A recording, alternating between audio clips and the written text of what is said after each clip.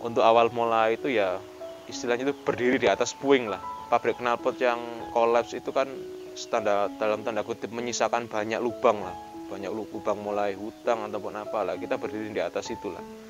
Jadi otomatis untuk mulai usaha sapi sendiri juga dengan modal yang tersisa. Jadi ya mulai dari kita sempat jual aset, kita sempat jual banyak lah untuk mulai sapi itu banyak lah. Sekolah sapi, belajar sapi ini, kalau seandainya saya teruskan, saya sempat sekolah di luar negeri ya Mbak, saya sempat sekolah di Amerika itu hampir 2 tahun, 3 tahun. Orang Indonesia itu kebanyakan pengen enak tapi nggak mau susah, itu loh yang buat sulit. Nggak ada cara instan untuk enak, itu nggak ada.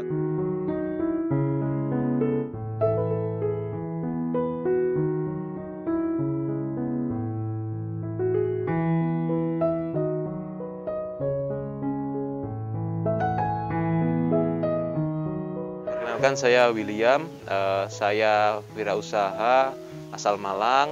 Saya bergerak di bidang peternakan. Tempat saya ini ada di daerah Pakis, daerah Desa Jambon, Pakis Kembar. Jadi awal sebelum peternakan ini berdiri itu, kebetulan ini adalah peternakan orang tua saya. Cuman kan bahasanya kan mungkin sekarang diestafetkan. Tapi sebelum itu sih saya sama keluarga itu bergerak di bidang suku cadang sama spare part sepeda motor. Cuman karena juga kondisi industrinya tidak berkembang, akhirnya kita ya ceritanya banding setir ke industri peternakan atau agrobisnis ini. Dalam perjalanannya sih kita sudah saat orang tua punya pabrik knalpot atau pabrik spare part itu kita sudah ada sapi-sapi yang dipelihara sih. Cuman untuk untuk punya-punyaan lah. 2004 lah, 2004 itu baru mulai coba serius di sapi. Ya itu memang sebetulnya sih merek dagang kita ya. Maksudnya kan kalau di sini tempatnya Mahkota Lagi Sentosa, ini peternakannya. Kita ada toko dagingnya namanya Sentosa Beef. Setelah itu kita nanti ada rencananya sih kita kalau lancar mungkin nanti mau coba produksi kerupuk rambak sendiri, nanti ada namanya, ada brandnya. Cuman kita pasti adanya ke Sentosa Group. Kebetulan kan keluarga ini kan saya ada 4 bersaudara ya. 4 bersaudara itu kerjanya macam-macam di bidang macam-macam. Cuman salah satu pendukung utamanya ya dari peternakan ini dulu. 2008 lah itu mulai serius-seriusnya dirintis sih.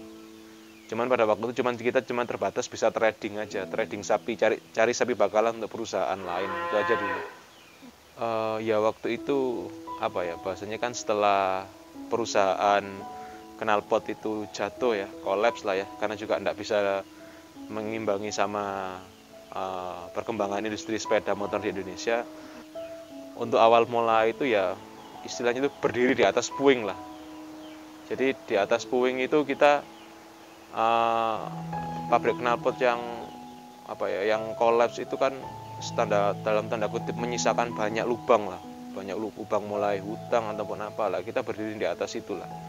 Jadi otomatis mulai usaha sapi sendiri juga dengan modal yang tersisa. Jadi ya mulai dari kita sempat jual aset, kita sempat jual banyak lah untuk mulai sapi itu banyak lah. Toh juga kan sekolah sapi, belajar sapi ini, kalau seandainya saya teruskan, saya sempat sekolah di luar negeri ya Mbak, saya sempat sekolah di Amerika itu hampir 2 tahun, 3 tahun.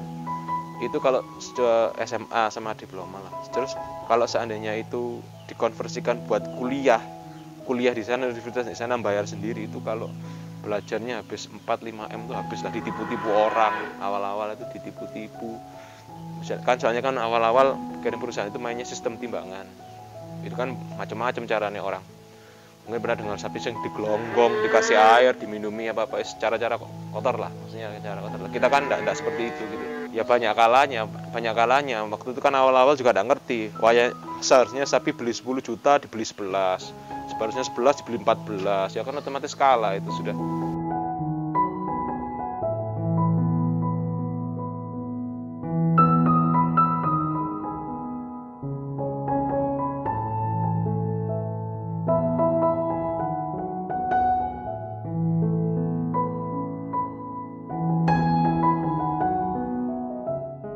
Kalau di Indonesia ini kan bahasanya tidak ada sapi yang pure turunan F1 limosin tok bapak ibu breeding jantan betinanya limosin semua, kan semuanya pasti IB di Indonesia, inseminasi buatan.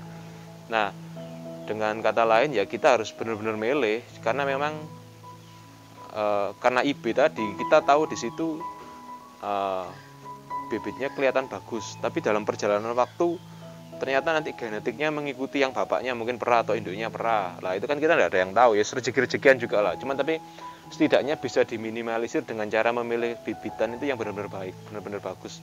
Jadi tahu grade-nya lah. Tapi biasanya sih kalau kita karena mungkin sudah pengalaman ya, jadi lihat sapi sekilas itu kita bisa lihat lah, oh ini banyak perahe, oh ini banyak keturunan sapi Cikaran, sapi Jawa, ini terlalu gini kan juga banyak aspek sih memang sih dipertimbangkan. Jadi ya gampang-gampang sulit juga rezeki-rezekian kalau kerja sapi ini kalau saya lihat. Kalau kita ngomong global aja ya, kalau saya sih karena sudah kumpul sama orang tua sama rekan-rekan dari perusahaan lain ya, kita punya standar yang harus disamakan kan sebelum supply. Jadi kalau saya itu ya jelas pilih yang kalau bisa itu sapi yang postur panjang, tinggi, besar. Posturnya ya bukan besar tulangannya. Jadi kalau dia memang bongsor lah bahasanya, memang bongsor. Setelah itu di bagian paha belakang sudah kelihatan angka 9 dan angka 7. Setelah itu di bagian tulang punggung, biasanya tulang punggung ke ekor, kalau sapi potong itu ada lekuannya sedikit. Tapi kan kalau sapi perah lurus, ekor sama tulang punggung itu pasti gabung, itu pasti saya hindari. Jadi itu pasti ada keturunan perah. Setelah itu kalau di bagian depan sama atas sudah jelas, kalau dilihat dari belakang, sapi itu kan lihat bagusnya dari belakang. Dari bagian punggung itu sudah ya minimal itu kayak trapesium lah, jangan sampai kayak segitiga kerucut gini, tapi minimal harus gini, punggungnya lebar. Nah itu sudah bibit unggulan. Terus kalau saya sih punya research sendiri, saya pribadi itu saya itu kan sering lihat Instagram atau media sosial lah, kayak misalnya Cemex Brasil, Cemex Argentina, mereka kan salah satu yang sukses lah di bidang breeding. Saya lihat, oh iya ternyata kan kalau di Brasil kan ada Hereford, Brangus, Simmental sama Limousin. Mereka itu punya ciri-ciri. Salah satu ciri-ciri yang saya paling suka dari mereka itu apa? Kepalanya itu tulang tengkoraknya kecil kayak bulldog, kuping kecil. Wah sudah itu sampai kelas. Itu semakin kepala kecil, kupingnya kayak sing kecil ini kan kelihatan di tengah. Dia itu kepalanya tulang tengkoraknya kecil, nggak terlalu lonjong kayak sapi Jawa, rotok kecil kayak bulldog, kupingnya kecil lah. Itu biasanya dekat F1 itu sudah. Maksudnya itu menandakan biasanya genetiknya dia nanti kalau besar biasanya bagus. Walaupun tergantung juga cara perawatan dan juga ya tadi lembalik rezeki-rezekian. Kadang kan ada, saya pernah beli sapi ini welek, ini BBT bagus, wes superstar lah. Ini underdog, wes dipandang sebelah mata. Tapi di saat tanda kutip ya, cara proses kasih makan yang sama, jenis makanan yang sama, bisa ini lebih bagus. Ya rezeki-rezekian lah. Kadang orang desa kan bilang ini bedesi. Tapi ya diusahakan kita milih bibitan itu selalu yang terbaik sih. Ya kan peribahasa orang itu nek kerjaan bisa dicontoh, tapi nek rezekinya ini enggak bisa dicontoh. Lah tapi nek kerjaan sapi kerjaannya angel, rezekinya ya angel dicontoh.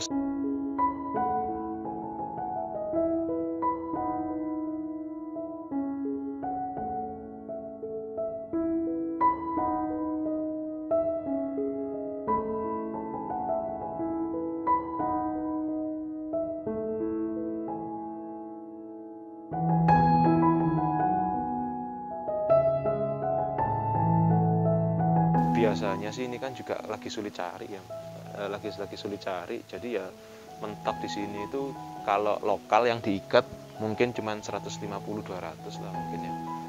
Tapi kalau yang diumbar dilepas gini ini sih bisa sampai ya sama sih 200-an mungkin. Dulu pernah sampai 500 sih. Waktu itu ada itu pernah sampai 500, sampai depan-depan sini ini kepakai semua pernah sih. Ya kalau makanan sih kita memang kan juga ada cost related ya. Jadi ya kita selalu cari bahan makanan yang ya kayak prinsip ekonomi lah, yang murah tapi bisa bikin gemuk. Nah itu sih, cuman jadi ya ada beberapa mungkin yang ya ditata lah, maksudnya untuk proses kasih makan, terus habis itu proses pemilihan bahan baku pakannya nanti seperti apa, itu juga kita memang menata. Cuman dalam artian khusus kita sendiri kan juga saya pribadi sama orang tua kan kita kan sering studi banding ya. Studi banding dalam artian pergi ke Java atau pergi dulu ada insan fauna, agrofauna yang ya mungkin mereka juga salah satu yang membantu kita bisa menemukan komposisi formula yang pas di sapinya, juga pas di kantongnya yang punya. Kan juga kan konsentrat itu kan penyusunnya banyak, bisa 14 sampai 15 item untuk satu penyusun. Jadi ya kita juga harus bijak milih. Ya, cuman sih untuk sekarang ya rata-rata sih kan sudah banyak sekarang konsentrat di luar sana. Semua orang bisa buat konsentrat sih sekarang kalau saya lihat. Jadi ya sebenarnya kalau untuk penggemukan sapi yang untuk potong ya memang lebih mantap itu kalau buat sendiri sih. Jadi kebetulan ada saudara lah ya, temennya orang tua itu yang kita itu juga ada bergerak di bidang konsentrat, jual beli konsentrat lah. Salah satunya termasuk yang kita pakai itu kita jual. Itu orang juga tidak gampang lah buat konsentrat. Jadi kan harus ada bukti nih, oh ini loh konsentratnya bisa gemuk. Kalau nggak percaya bisa gemuk, ini sing konsentratnya di sini, itu sapi ya bukti yang gemuk, kan harus ada realnya lah, seperti apa. Itu sih.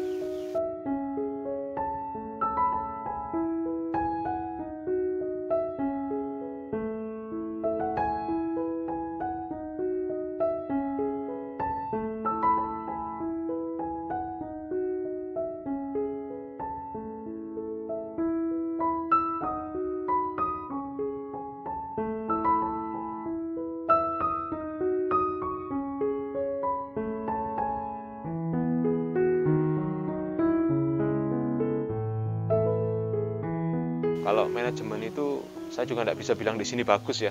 Kita fair-fairan aja. Saya juga tidak bilang di sini bagus. Toh saya di sini juga tidak ada akuntan, tidak ada kayak pencatatan yang baik benar juga tidak ada. Cuman tapi kalau manajerial secara hewannya ya kita kembali ke ini sih kasih makan itu sudah teratur. Habis itu kan gimana sih caranya? Ini sih yang penting. Sapi lokal itu kan selalu kalah di tenaga kerja. Tenaga kerja satu orang ngelawat 10 sapi. Kalau satu orang ini bayarannya 100.000 per hari, berarti 10 ekor ini biaya perawatnya 10.000 per ekor. Tapi kalau makin banyak, yang 100.000 ini kan tidak terasa. Saya sih kalau saya lihat hitungan saya, tapi dengan sistem pola makan saya, tidak kayak orang bisa dicombori satu-satu gitu ya. Satu orang itu 150 ekor, satu orang khusus 150 ekor itu bisa harusnya, cuman tapi kan juga itu tergantung lah. Kita kan soalnya kan di saya kan juga yang buat pakan sudah ada sendiri, ini tinggal ngasih aja, jadi kan dimudahkan lah. Maksudnya gimana caranya kita itu memperkerjakan orang-orang ini itu efisien, jadi tidak dibantu teknologi lah bahasanya juga lah ya, mungkin seperti itu. Contoh kan kalau saya di sini kan sudah konsentrat taruh, minum sudah ada di sebelah sapi, minum itu ya tidak bisa habis, air yang ada pelampung itu ada terus, ya sudah tidak usah ngasih minum dulu, ya sudah. Daripada waktu dulu kan, waduh, nek dulu mikir itu pernah dulu 100 sapi itu nyombori, waduh tiap hari, waduh sudah tidak efisien, sudah banyak lah. Kita mulai dari tradisional sampai ke modern, makanan mulai ngambil singkong sampai pernah lah sudah.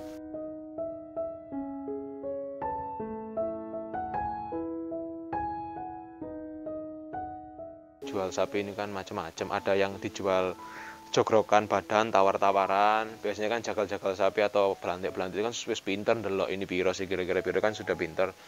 Ya kita tawar-tawaran, ada juga yang timbangan. Kalau timbangan mungkin kisaran 48 sampai 50 tergantung kondisi sapinya.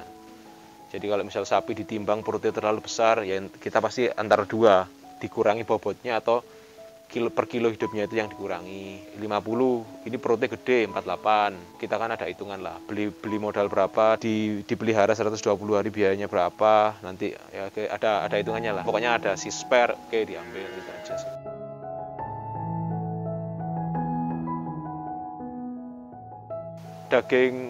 Pemilihan dagingmu tergantung di Indonesia, tergantung jenis masakannya juga untuk apa. Jadi misalnya kalau mau buat bakso, jelas paha belakang. Tapi sebenarnya paha depan tidak bisa. Cuman orang-orang aja yang tidak paham. Jadi kan kebetulan saya sendiri juga sempat punya kayak warung bakso, pangsit mie atau lain sebagainya. Jadi sebenarnya dulu ya mau memanfaatkan itu sih. Saya punya pencernaan, kenapa kok nggak buat apa bakso seperti itulah. Ya walaupun bakso ini kan pernah dengar nggak sih, orang Surabaya kalau ke Malang pasti bilang bakso di Malang tuh enak-enak, masuk tok biasa. Ya karena di Malang ya memang orang-orang ngerti cara buat bakso yang enak, sebenarnya kayak di Surabaya atau gimana. Jadi kalau di Indonesia itu jelas jenis makanannya aja sih. Karena kan perlakuan karkas di Indonesia sama di luar negeri kan beda. Karkas itu sapi sudah dipotong jadi 4 naik, itu kan karkas ya. Jadi kalau di Indonesia kan orang Indonesia itu mindsetnya itu aneh. Nek daging digantung nggak kotos-kotos, ada darahnya merah itu dianggap itu nggak fresh. Padahal kalau di luar negeri habis dipotong, dimasukkan chiller dulu 8-12 jam, dilayukan baru mereka jual kan. Ada yang disimpan sampai 40 hari di freezer. Dan juga mindsetnya lain gitu loh. Juga memang kan saya lihat bentuk pengolahan makanannya di luar negeri sama Indonesia kan lain. Jadi ya mungkin itu pengaruh. Cuma tapi yang lebih pengaruh saya lihat lebih ke arah mindset orangnya sih. Mindset penduduknya juga. Karena memang kan kalau contoh gak iso nek bakso pakai daging beku bekas kemarin itu gak iso ya, padahal kan bukan seperti itu juga. Maksudnya ya bisa aja, tinggal sing nyelep sing pinter, usah kakean es, aja kakean air, iki ke daging beku airnya sak piro. Kan sing nyelep harus sing pinter juga.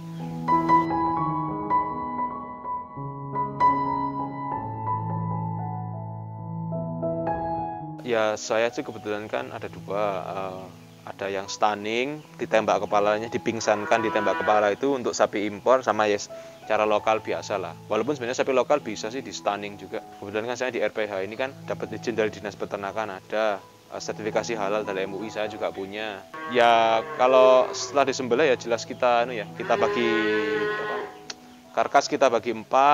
Setelah kita bagi 4 kita pisahkan, misalnya kan kalau di kaki itu kan ada kedengan silap jumol, kalau di depan di tengah itu ada lulur luar lulur dalam, terus kalau di depan itu ada sampil, ada selorok, ada jadi kita pisahkan aja sesuai orang-orang butuhnya yang mana. Jadi nanti kalau misalnya bahasanya kan kalau di orang dagang itu kan di pasar-pasar itu elean sampai bungkulan apa gimana lah, seperti itu nanti kita juga ada ya tergantung yang belilah. Kalau mereka siap mau yang mana ya kita penuhi gitu aja sih. Kalau manajemen RPH itu kita masih tradisional lah ya, karena juga urus berhubungannya sama orang-orang pasar tradisional. Jadi kalau memang untuk RPH-nya sendiri, kita ini juga memang ya enggak semodern yang lain, cuman tapi ada beberapa case untuk beberapa bagian sapi yang memang sudah kita jual sendiri. Kayak lulur luar, lulur dalam, lidah. Jadi awalnya dulu saya sebelum berani motong sendiri, saya sudah kerja kayak ngumpulin bagian sapi yang kalau nggak 1-2, lulur dalam, lulur luar, lidah, buntut. Itu kan kalau dari sapi kalau nggak 1-2, itu pekerjaannya pertama saya sudah belajar ngumpulin itu dulu sih.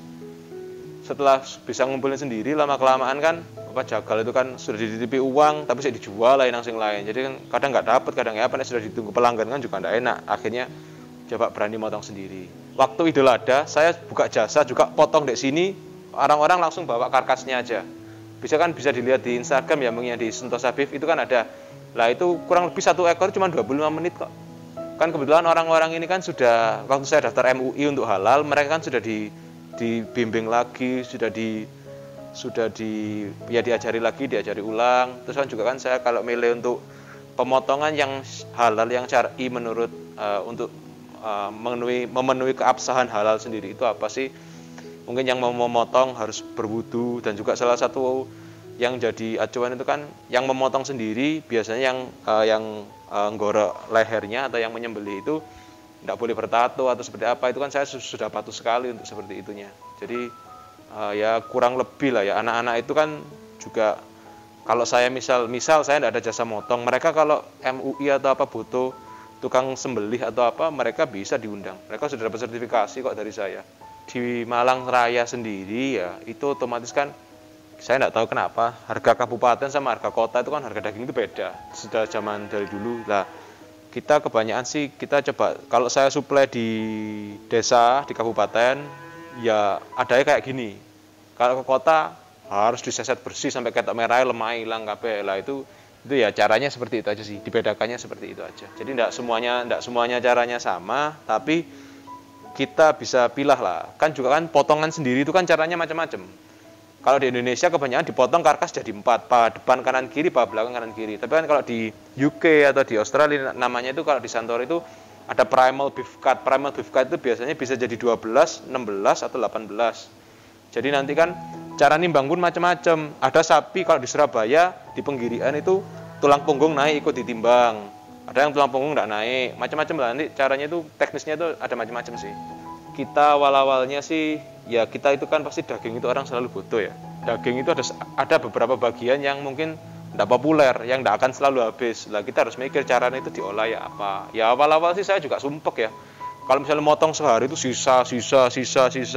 Waduh itu sumpek, itu berapa uang itu yang maksudnya itu tidak jadi uang, tapi masuk ke freezer. Tapi kan kalau bisa ngolahnya ya enak lah, dibandingkan dulu sama sekarang saya ya enak sekarang. Maksudnya sekarang kan kebetulan ada adik saya yang nomor 3 itu dia punya franchise burger sendiri, ada yang nomor 2 itu punya bakso sendiri, ada yang adik saya yang perempuan itu punya toko daging online. Tidak perlu jual ke pasar tradisional pun saya yakin anak-anak adik-adik saya itu bisnisnya mereka itu mampu habiskan sendiri. Kalau sapi makin besar ya lulur dalamnya ya tambah gede, tambah berat. Jadi ya ngikuti aja, kita ambil seberapa kita ambil aja sudah. Tidak ada aturan sih saya harus ambil berapa, tidak, sesuaikan aja. Toh nyetok toh akhirnya nanti juga keluar. Tidak sepusing dulu lah waktu awal-awal merintis kan. Itu pasti sumpek, itu sudah harus bingung sehari motong ini nggak habis. Waduh, dan juga kan daging itu langganan lah di pasar tradisional itu. Yang bikin nggak selalu habis kan karena watak pembelinya juga. Mungkin kalau sekarang sudah enggak ya di Malang, karena kan daging impor itu kan sudah masuk di pasar-pasar. Jadi ya mungkin orang-orang sudah paham lah seperti apa, itu aja. Ya kalau olahan sih otomatis ya yang pasti itu kita sekarang ada kayak buntut iga yang sudah dipotong rapi, ya kan? Buntut iga dipotong rapi. Setelah itu kita ada juga kayak ada bakso. Setelah itu ada juga buat shabu-shabu kayak apa, slice beef yang tipis-tipis seperti itu. Setelah itu kita ada juga ini sih mau meranah ke kayak rendang langsung siap jadi, terus kayak seperti itu itulah. Jadi memang sekarang lagi saya konsepkan, cuman ya nanti kembali ke anak-anak sih anunya gimana toh. Sekarang kan juga kan potongan masih sepi ya, apa-apa masih lesu, bisnis ini masih belum jalan normal ya. Lagi brainstorming aja sih. Saya sendiri juga kemarin saya pribadi mau buka kayak rice bowl, namanya basketball. Jadi masih cari konsep yang seperti apa supaya bisa lebih maju lah nantinya gimana. Saya itu kalau untuk daging kita brandnya mereknya Sentosa Beef. Nanti kita juga punya partner Sentosa Beef, kita juga ada burger namanya Meat Burger. Setelah itu nanti ada lagi namanya rice bowl, namanya basketball. Kita nanti ya masih banyak lah, kita masih banyak beberapa yang belum di branding tapi ikut jadi satu sama Sentosa Beef sih. Masakan masih ikut Sentosa Beef. Toh kita sebenarnya kan juga di bidang kuliner itu kan anak-anak sebenarnya sudah jalan dulu lah ya. Dulu sempat punya kayak kedai bakso Semanggi, KBS. Terus ada juga kita punya catering Enak Roso. Setelah itu ada lagi kayak ya banyak sih, kita sudah explore lah, sudah punya nama sebelum saya sendiri mulai potong sih. Ya kita ikuti era milenial ya. Kita ikut Tokopedia, ada di Shopee, kita juga ada di Gojek. Kita modern lah. Kita ikuti apa yang lagi in sekarang lah. Kalau harga kita relatif lah ya, hampir sama ya. Mungkin saya lihat sih kadang sih saya kalau dibandingkan sama yang kompetitor, kayaknya saya sih lebih murah. Tapi ada beberapa item yang saya memang lebih mahal. Karena memang gini, kenapa saya lebih mahal? Contoh, ada barang sing gampang itu namanya slice beef. Di mana-mana itu kan ada yang murah, ada yang 105, 100 berapa. Cuman kan dalam artian kan ini kan juga preference customer ya. Mereka mau milih kan. Kalau kamu mau yang bagus fresh, ya yang kayak saya ini. Tapi kalau kamu yang nggak masalah sih, daging impor yang sudah beku berapa tahun mau ada yang ngolah, mereka mau karena mereka cari harga, oh ya silakan. Kan resiko ditanggung masing-masing. Cuman kan kalau di tempat saya beku paling lama ya mungkin seminggu 2 minggu. 1 minggu 2 minggu sudah beku, itu sudah paling lama, sudah umur seminggu 2 minggu itu. Jadi kan kalau ya kita logika aja lah ya. sapi dipotong ada umurnya 8 bulan, 6 bulan. Ya kan sudah pastikan ada yang pastikan perusahaan yang motong di luar negeri sudah melakukan sesuatu nih daging itu enggak mungkin pasti awet segitu lama. Ini kan juga pastikan ada tenggang waktunya. Ya memang segala item yang disimpan di bawah minus 0 derajat kan pasti awetnya lama. Cuman kan juga daripada wataknya pembeli di Indonesia yang daging beku sehari kemarin aja nggak laku, ini kok 6 bulan mau, itu kan kadang kan ya lucu, itu aja sih.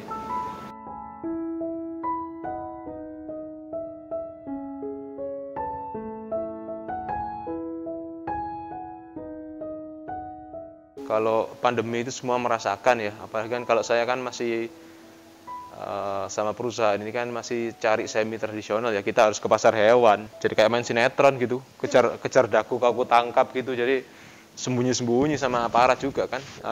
Kita harus menghindari mana yang ada portal, mana yang habis, ya ribet lah, ya jauh sekali.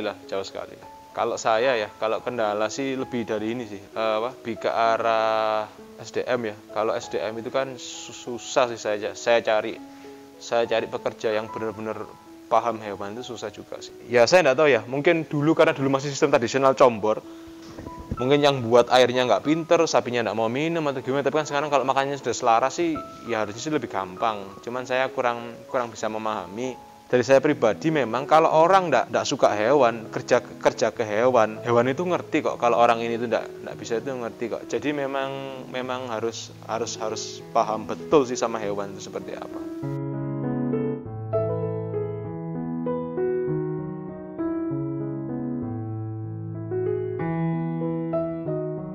Waktu banyak perusahaan sapi besar-besar itu tutup, dulu kita kan kerjanya cuma trading ya. Setor sapi bakalan dijual per kilo hidup ke perusahaan. Begitu mereka semua itu tutup, kita bingung sudah waktu itu. Padahal kalau sudah ya ini dalam rentan waktu ini kan juga banyak lah yang dikorbankan lah ya. Kita waktu itu tahunya cuma beli sapi bakalan, kita jual per kilo hidup untuk supaya putaran uang juga cepat. Tapi lama kelamaan juga ternyata sebetulnya cara jual itu nggak cuma itu gitu loh. Ya bisa macam cara lah, mungkin beli dibesarin dulu sebulan terus dijual, atau dimatengin sekalian 120 hari, nanti gemuknya dijual ke tukang potong atau gimana. Atau kalau mau yang cara agak ekstrim, berani coba motong sendiri kayak saya atau seperti apa. Ya sebenarnya sih banyak cara sih, cuman ya karena waktu itu juga terbatas dalam artian setor bibitan, tiba-tiba harus belajar dalam waktu yang singkat, harus belajar ngemukno, belajar cari bakat, itu kan juga perlu biaya, perlu waktu, perlu trial error, itu kan juga tidak murah. Apalagi yang di trial error bukan barang manufaktur ya, makhluk hidup ya, itu sih yang bikin berat juga. Dulu itu paling banyak itu orang 8, cuman karena sistemnya tradisional. Tapi setelah lebih memperbarui, caranya diperbarui, sebenarnya sih dihitung-hitung sehari itu cukup cuman orang 4, orang 3 sih kalau saya lihat. Dengan cara makan saya yang sekarang ya, cuman kita juga bisa lebih bebas, lebih santai, enggak kayak harus bingung ngublok pakan lah, apalah segala macam seperti itu sih. Bicara hewan atau sapi itu ya sebenarnya sih marginnya itu tipis ya. Maksudnya kalau misalnya manufaktur bisa 10%, kalau sapi-sapi atau pengumuman ya mungkin 3%, 4% mungkin cuma 4% kotor ya, belum dipotong biaya operasional atau apa ya, mungkin owner itu biasanya terima bersih 1%, 1,5%. Apalagi kalau ada biaya bunga bank atau apa, itu kan juga diperhitungkan juga. Saya memelihara misalnya 150 ekor, ya sudah misalnya rata-rata average harga ya anggapnya 20 jutaan, ya sudah 150 kaliin aja 20 juta. Kan berarti uangnya kan 3 miliar. Jadi misalnya ini contoh aja, misalnya ilustrasi, ya kalau harga sapinya 20 jutaan kan kita average saja ya, kayak gitulah contohnya kurang lebih. Jadi misalnya hewannya sendiri 3 miliar, kalau misalnya sekarang kan contoh misal biaya per hari sapi hidup itu misal 30.000, ya 30.000 kalikan aja 150, itu uang harian yang harus dikeluarkan di luar modal beli hewannya sendiri. Biasanya itu saya ngomong 30.000 per hari, misal 30.000 per hari itu kan sudah konsentrat, hijauan sama tenaga kerjaan sudah elemennya masuk. Biasanya kita ambil omset dari misalnya 3M itu ya kita ambil 1% lah, 1%, 2% aja sih.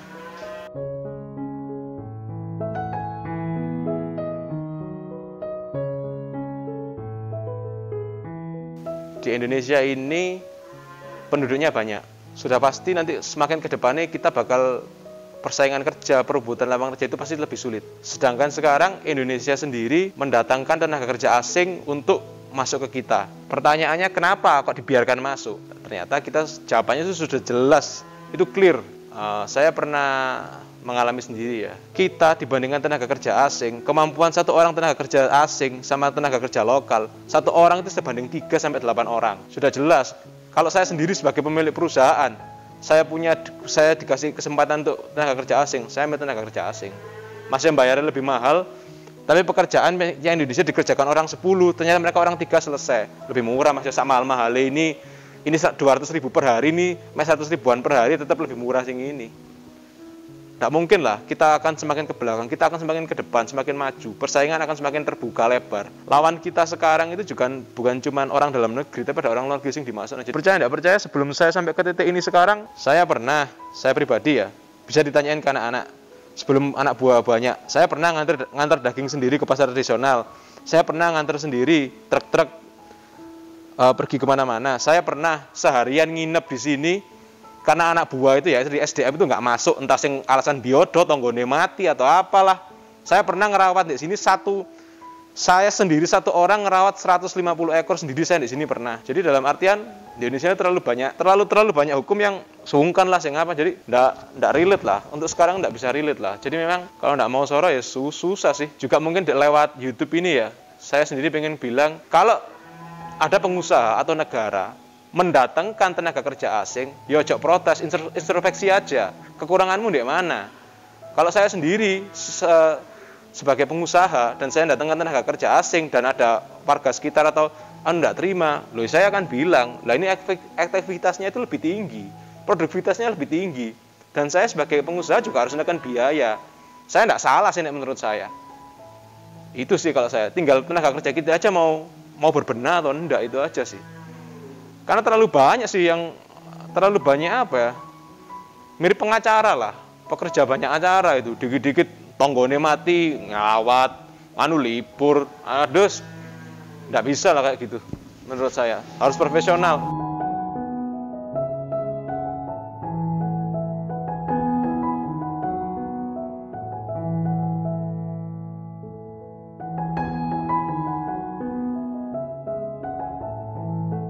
Dari saya sih cukup sih, sekian aja sih, saya enggak closing atau apa. Semoga bermanfaat aja. Terima kasih.